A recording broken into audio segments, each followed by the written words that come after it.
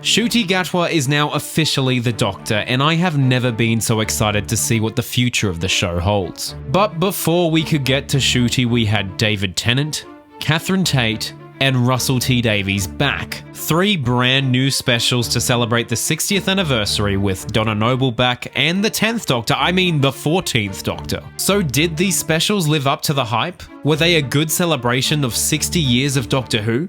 Were they even good? Well, that is what I am hoping to answer today. Was Doctor Who's 60th a hit?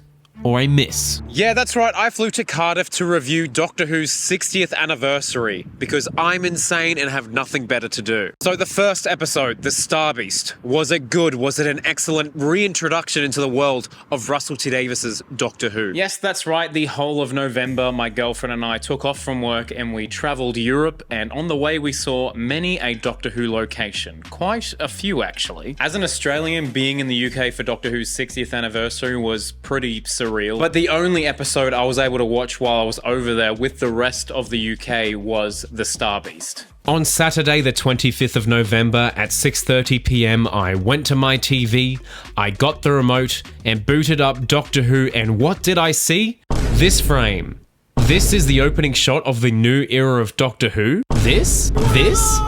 And by new era of Doctor Who, I mean this is actually the new era of Doctor Who. At least that's what iPlayer is saying anyway. That's a separate conversation. We can talk about that later. But this episode is directed by one of my all-time favorite Doctor Who directors, Rachel Talalay, who gave us episodes like Heaven Sent and World Enough in Time.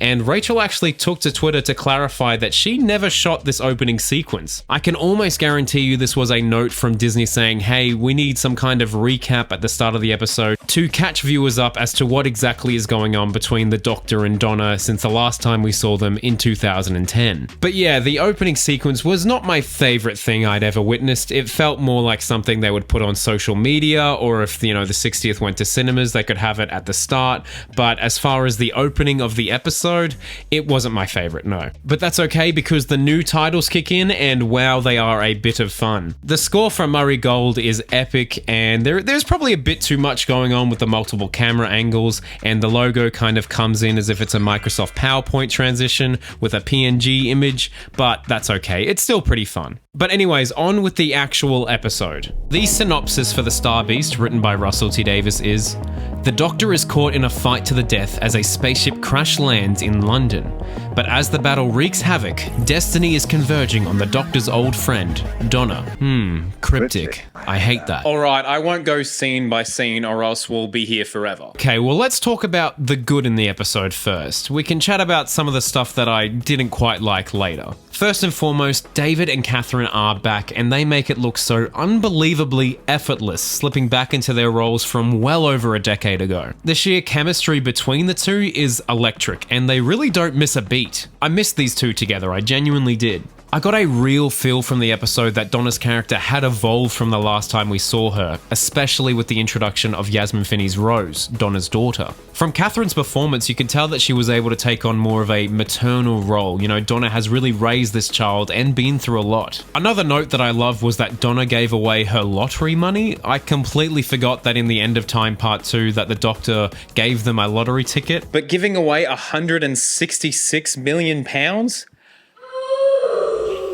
But it does genuinely feel like time has passed for this character, and I think we were all the better for it. Similarly with the 14th Doctor, I was kind of worried that 14 was going to be a carbon copy of 10, but 14 is really starting to feel like a separate incarnation, an almost more compassionate Doctor that has lived through the events of 11, 12, and 13. And David is one hell of an actor and has done nothing but hone his craft since leaving the show. So this was a massive win for the Dream Team. Dr. Donna, yes. I must also give praise to the surrounding cast too. Newest edition Rose Noble, as played by Yasmin Finney, was also brilliant and ended up being the centerpiece of the entire story. I really do, however, wish we had more time with her. I want to know what her hopes and dreams are, what her aspirations are. It's all well and good that she's trying to do her part to help her mum and dad financially. I think that's a cool angle, and she, isn't the best in the school play, but I want to know what makes this character tick. I just really wish we got more time with her to kind of flesh this character out a bit. And Jacqueline King, who plays Donna's mum Sylvia, wow. I'll say it.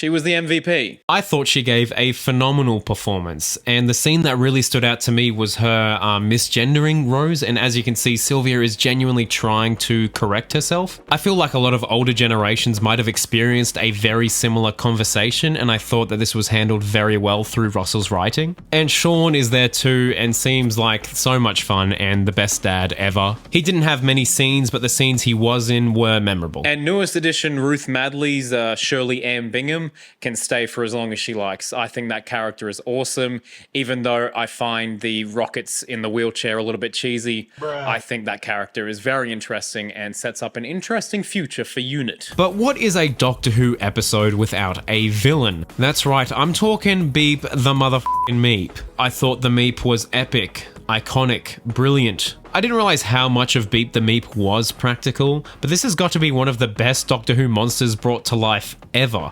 I was very, very impressed. And of course, the voice acting from Miriam Margolyes was fantastic too. She blended the really cute, innocent voice and the villain voice very, very well. And also on a side note, I think it's really good that they credited the original creators of the Star Beast right at the start with the titles. Good touch. But I gotta be real with you, it wasn't all positive. There were quite a few things that I didn't think hit the mark. The pacing in this episode, especially for the first and third acts, moves so incredibly quickly. The start of the episode goes from seeing Donna introducing Rose, and then the spaceship crashing, and then we meet Sean, and then we go to the spaceship and there's unit soldiers. There's a bit much happening. It is super quick, and I think the episode would have benefited from a longer runtime, even, making it a full 60 minutes instead of 55. Because the best scenes are in the middle of the episode when they are at the house and they're taking their time and we're learning from these conversations, and the entire neighborhood battle sequence is paced really well and is so much fun. But outside of the second act, this episode goes incredibly quickly. These are the first 3 episodes on Disney Plus ever, and if there was a casual viewer or a new viewer discovering this for the first time, I don't think that these specials would necessarily be the best jumping on point for them, because there is so much to cover. Like, it feels, I don't know, it's a bit strange. I saw a lot of people on Twitter being like, oh, finally, Doctor Who looks so much better, so much better than Jodie's. Jodie's era, like visual-wise, looked crap in comparison. I don't think I would go that far. Sure, I think these specials have a bit more of an interesting color palette than, say, Jodie's era, but I don't necessarily think that the cinematic nature of Jodie's era is here. This still very much feels like a TV show, which is probably a good thing. I do have it on good authority that the Disney budget will kick in for Ncuti's era, so we'll see how that looks. But I think the real letdown of this episode for me, and probably a lot of other people for these specials, was the high expectations that we put on ourselves for these episodes to be perfect. I want these to be 10 out of 10, Russell is back, this is going to be the best Doctor Who ever, and it was just good, and that's okay. In the years and years since Russell T Davies left Doctor Who, he too has honed his craft. I mean, It's a Sin made me cry like a baby. So I was incredibly excited to see that level of writing brought to Doctor Who, and I don't think we've seen that yet. I know Russell is capable of doing better, but with the sheer wealth of stuff we had to get through this episode, I don't know if the Star Beast was ever going to be perfect. And of course, I couldn't sit through this review without talking about how the Doctor Donna is finally resolved. This was a plot point that the audience had been carrying with them for over a decade. And as I said before, the third act goes incredibly quickly, so I think we could have spent some more time on the Doctor Donna, but I can't believe that I never once theorized that the meta crisis would pass on from Donna to her child. I thought that was brilliant, so well done, Russell. I really do wish that we had more time explaining the emotional stakes. And whilst we're talking about Rose, I think the trans stuff was actually handled really well, despite what some people are saying online. Dead name calling scene I thought was incredibly powerful and showed us what Rose had been putting up with. And sure, I think some of the dialogue at the end could have been tweaked a bit better because it did feel very on the nose. I feel Rose is an incredibly important character, and I hope she returns in Ncuti's era. Some other nitpicks is that the new sonic screwdriver I think is way too powerful. That is the most powerful Sonic we have ever had. He goes like this, and he's got a force field in front of him all of a sudden. And I also think that the Doctor should have been slightly more concerned about Donna remembering the Doctor. Because the 14th Doctor was like this. If she ever remembers me, she will die. And then he was like this. This is a sonic screwdriver. And if it's good at one thing, it's resonating concrete. The fuck are you doing? Deaded Gamers has said, I thought it was pretty good. 7.5 out of 10 because there were a few iffy scenes near the end, but I loved the new TARDIS design. Thought it was a bit fast-paced and should have been another 10 minutes or so longer. But I have hope for the next special. Oh my gosh, I didn't mention the TARDIS. It's huge, it's big, it's very clean, so I hope that Shooty makes it feel more homely, but I mean, come on, it's pretty dope. It's a pretty cool TARDIS. Anyway, 7 out of 10.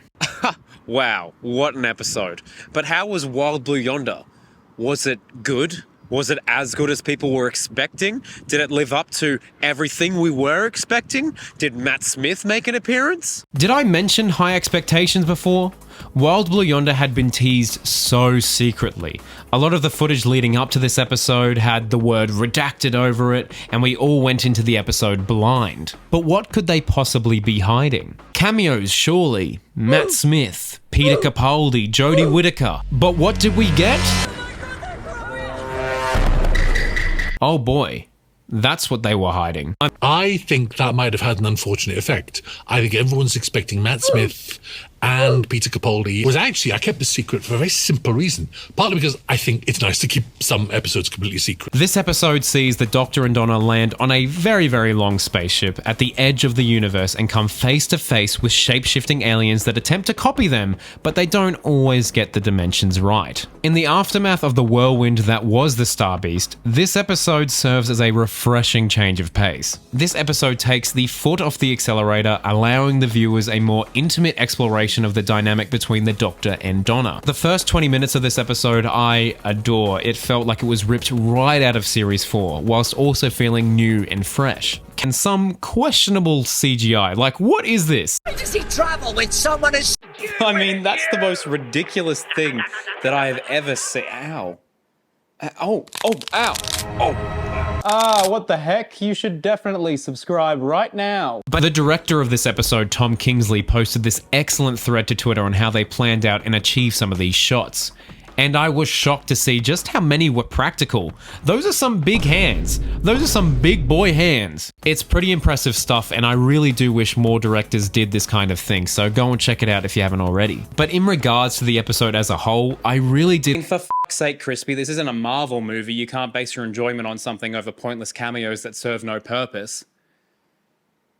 But yes, it would have been the perfect opportunity to have Matt Smith because they're shape-shifting aliens, that's what I'm saying. But one of the real surprises of this episode was Russell not only addressing the Flux, but the Timeless Child arc. That was not on my bingo card. So yes, it does seem that indeed half the universe has been wiped out because of the Flux, which I thought would never be addressed. And the Doctor is still indeed the Timeless Child. Dare I say, I felt more invested in both of those storylines here than the entirety of Series 12 and 13. Maybe that's too harsh, but I mean, David and Catherine are nothing but phenomenal in this scene. I can really feel the weight of that entire experience weighing on David's Doctor. The only real, in quotation marks, downside to this episode is that there are some cheesy moments, like the big Doctor and Donna chasing them down the corridor, and the TARDIS suddenly having an ejector button. It's crazy, but pretty jarring, and might turn some people off the program. Some other things of note are the whole Mavity thing, when gravity gets renamed as Mavity thanks to the Doctor and Donna messing with time once again. It annoyed me on first watch, but if it becomes a recurring bit throughout the entirety of RTD2, I am so here for it, so count me in. Jimbo was also great and an icon, and I want to be Jimbo's best friend. Whilst I went into this episode expecting an Avengers Endgame event, I ended up with something that was like Midnight crossed with The Almost People, but I had a stupid amount of fun with it on second viewing, so well done. Again, a lot of you in the comment section really seem to like this episode too. Like Walter here, they say, incredible, what a ride, and completely unexpected in the best way. Everything just worked, and so great having these two back in their element. It didn't need to be anything more than what we got. Well put, Walter. 8.5 out of 10. Oh, wow, what an episode. But how was the Giggle, the final part of these 3 60th anniversary specials? How was Neil Patrick Harris? And how was our new Doctor, Ncuti Gatwa? So I have literally just finished watching The Giggle for the first time, and wow, that certainly was one of the episodes of all time. So this was the Toymaker episode, it was the finale of the 60th specials, and it was big, it was bombastic, and it may be too big for its boots. Maybe. I thought that the first 40 minutes of this episode were near perfect. I was intrigued. I really liked the direction they were going. Catherine and David both gave compelling performances, and Neil Patrick Harris was at the top of his game. I think Neil Patrick Harris absolutely was the standout of this episode. I mean, what a fantastic performance and what a fantastic villain. It was fun, it was energetic, and it was also a little bit creepy, you know, and it was kind of daunting, you know, the Toymaker constantly referencing the Doctor's previous companions. I mean, there was a lot going on. And I think the entire sequence within the Toymaker's realm was probably some of the best Doctor Who that I've seen in years. It was a standout for me. The direction was on point, so well done. I also really loved all the unit stuff. I love this brand new unit base. They don't really explain how they got that building after the last one was blown up in 2022, but we got to see the unit helipad, and I didn't realize how big of a role the unit helipad was going to have, because that's where David Tennant regenerated, or should I say bi-generated. I don't know. We'll get to it. But speaking of the unit base, one of the most ridiculous and fun scenes I've ever seen in Doctor Who took place there with the Spice Up Your Life music montage that Neil Patrick Harris does. That was classic, that was camp, and it was perfect. But where this episode kind of falls flat for me is the last 20 minutes, and I think it kind of gets a bit messy, because honestly I found the whole bi-generation thing just it's a strange aspect. I'm all for, you know, Russell exploring, you know, new avenues for regeneration, and the show was all about change and doing new things, but this felt particularly odd. Maybe it will get better on repeat viewings, and it was kind of nice seeing the Doctor comfort themselves in a way, but you've got this like new version of a multi-Doctor story, but you know, they bring Ncuti along, and what do?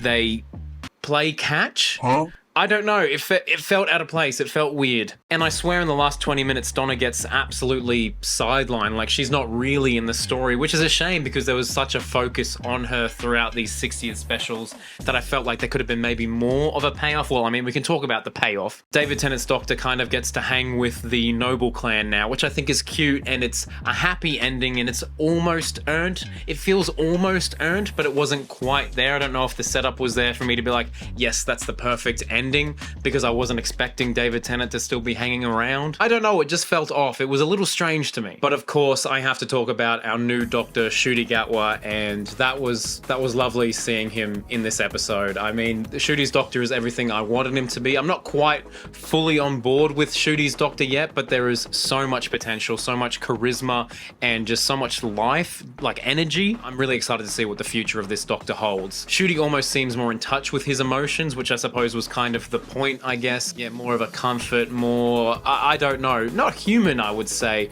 but less worried about all the terrible things that have happened in the Doctor's life, I guess. The Giggle was just an absolutely bombastic time, like a really bombastic time, and I'm sure there's lots of other stuff that I could talk about the episode, but I'm trying to get this video up fast. So were these 60th specials solid episodes? Yes, I absolutely do believe that. Were they my favorite episodes of all time?